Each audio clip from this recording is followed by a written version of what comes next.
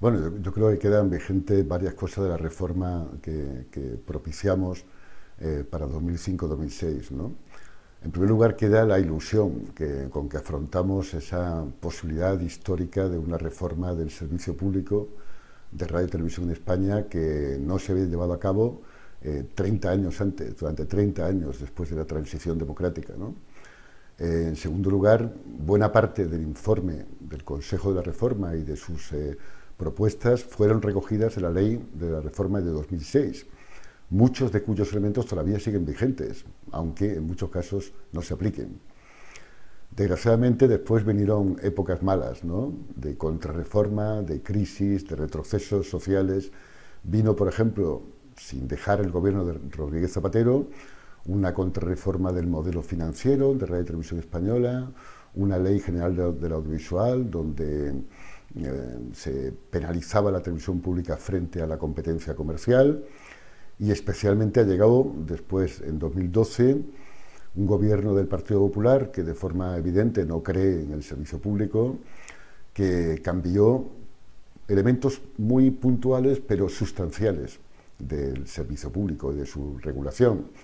Sobre todo el gran salto histórico que había significado la elección del Consejo de Administración del presidente por el Parlamento con una mayoría reforzada, fue eliminado por el Partido Popular para poder permitir su total manipulación de nombramientos y de gestión de Radio y Televisión Española. En segundo lugar, desde 2012 comenzó un recorte brutal, dramático, de los fondos, los presupuestos de Radio y Televisión Española, que han contribuido también poderosamente a su decadencia actual, ¿no? Esos dos elementos negativos y nefastos nos han hecho retroceder en algunos aspectos a antes de 2005 y 2006, en ocasiones a antes de la transición democrática, por ejemplo, en la configuración del Consejo de Administración. Esa situación hoy apela más que nunca a una nueva voluntad de cambio, de transformación. Estamos en un momento de ilusión, de cambio social y político en España, en muchos sentidos, de revulsivo de un sistema que había estado demasiado tiempo anquilosado, y en ese sentido la oportunidad de reforma democrática europea del servicio público es tan importante o más importante de lo que era en 2004-2005.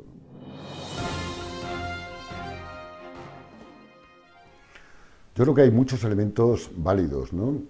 En un país que desgraciadamente está siempre volviendo a empezar, reinventando todo sin contar con balance positivo de las cosas buenas que se han hecho, hay que recordar que el informe del Consejo de la Reforma fue el primero que se hizo por una comisión independiente en la historia entera de Radio y Televisión Española, cuando hay una docena entera de informes similares en el Reino Unido, ¿no?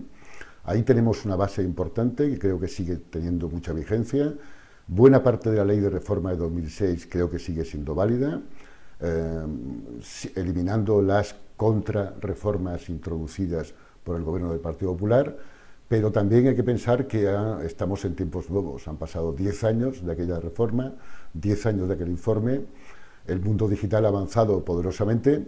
En 2006 empezó justo el desarrollo de la banda ancha en las telecomunicaciones, empieza la era del vídeo en Internet, que creo que apenas está en sus inicios. Estamos también en un tiempo nuevo de reivindicaciones populares, de mayor transparencia, de participación democrática intensiva, en el que los ciudadanos ya no se conforman solo con votar cada 4 años, y yo creo que esas circunstancias hay que trasladarlas también al diseño del futuro de un servicio público auténticamente democrático.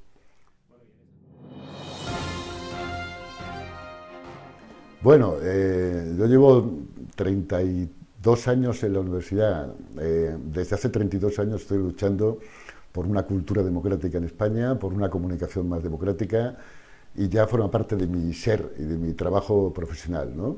Sistemático.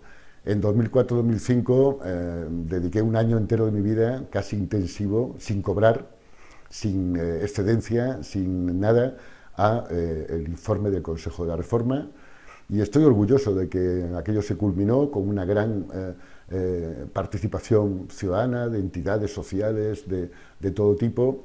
Se culminó y se marcó, yo creo que un jalón histórico que todavía ahí tiene valor, ¿no? Ahora sigo teniendo la misma ilusión que en 2005.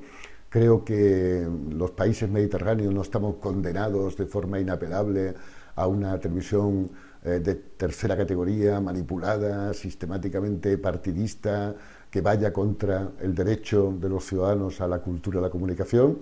Tenemos tanto derecho como los británicos, como los alemanes, como los franceses, y podemos construir un servicio público igualmente legítimo y de calidad. Pero para eso hace falta un acto de voluntad, primero, de participación sistemática de los ciudadanos, de conciencia de la importancia informativa, cultural, democrática, electoral de un servicio público, de un sistema televisivo más democrático y más diverso, la importancia para la cultura, para la diversidad cultural, la importancia para la regeneración entera de la sociedad, que sin un auténtico servicio público será mucho más complicado, mucho más difícil. Bueno, yo creo que en general los servicios sociales, pero en particular la cultura y la comunicación y la información son bienes de experiencia. Un país que no ha tenido una sanidad pública, universal, gratuita, etcétera, no sabe lo que es, por ejemplo, en Estados Unidos. Y cuando la busca a veces se equivoca.